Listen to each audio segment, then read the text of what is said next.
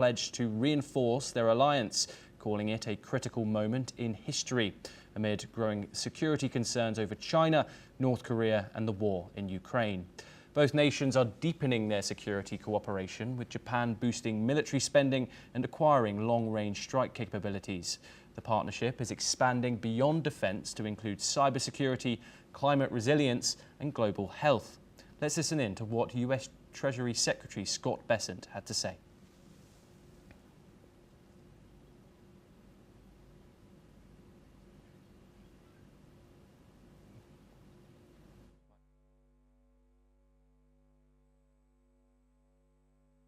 US and Japan are also increasing multilateral engagement, including trilateral efforts like the US-Japan-Philippines partnership and the Quad.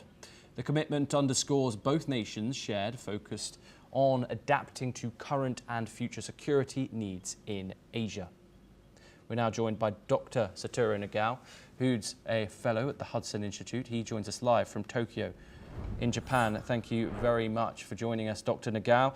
How does this interplay between Trump's reciprocal tariff initiative and alliance commitments affect US credibility among Pacific partners like we just mentioned?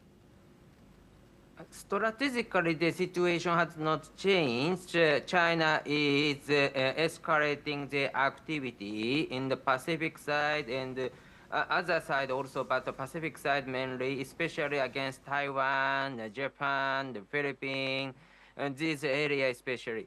So recently, China's aircraft carrier activity has happened in the Pacific side of Japan, and this means that Pacific side of Taiwan also.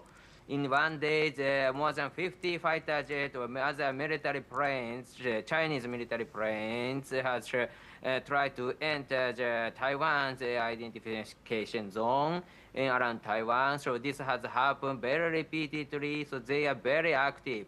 Against the Philippines, they also have done the similar thing, and at the same time, they impose the sanction of the senator of the Philippines, etc., etc. These things has happened recently.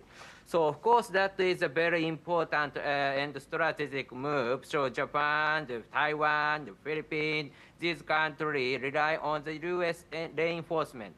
At the same time, the United States asked the regional countries to share more security burden, rising their defense budget from the current 2% level to the 5% level in total.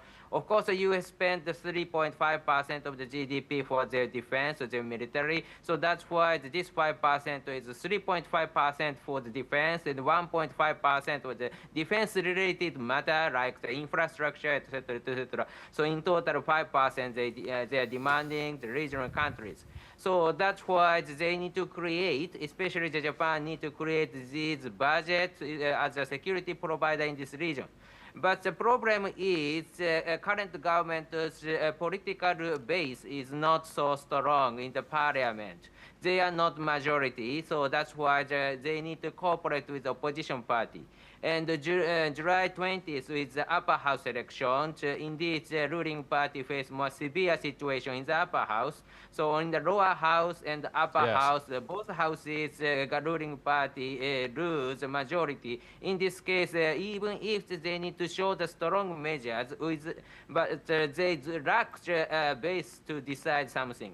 So that is a current problem. So in the U.S. tariff negotiation, this is a similar situation. The big decision demands a strong base, strong background, but in the parliament. But indeed, current government lacks such kind of the strong background. That is the matter.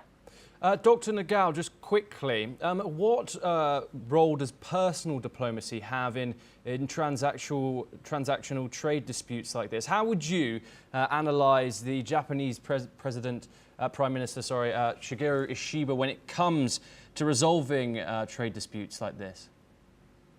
Current Ishiba government tried to establish a personal good relation with President Trump, but at the same time, personally, he is weak because he came from his background. Ishiba's background is agricultural sector. So currently in the tariff negotiation, U.S. demand demand Japan to import U.S. products, U.S. agriculture products instead of China, because China refused to import agriculture products from the United States, and so instead of China, the U.S. needs a market, and in this case, if Japan import, that is good. But at the same time, because Prime Minister Ishiba's background is agriculture, he do not want to import agriculture products from the United States to protect the Japanese farmers. So that's why, personally, this is a weak point in the negotiation that currently. So in the near future, maybe Japanese government will change the stance, but this will be the tough decision for the Prime Minister Ishiba personally, I think. Yes, indeed. Dr. Satoru Nagao, thank you very much for joining us on the programme.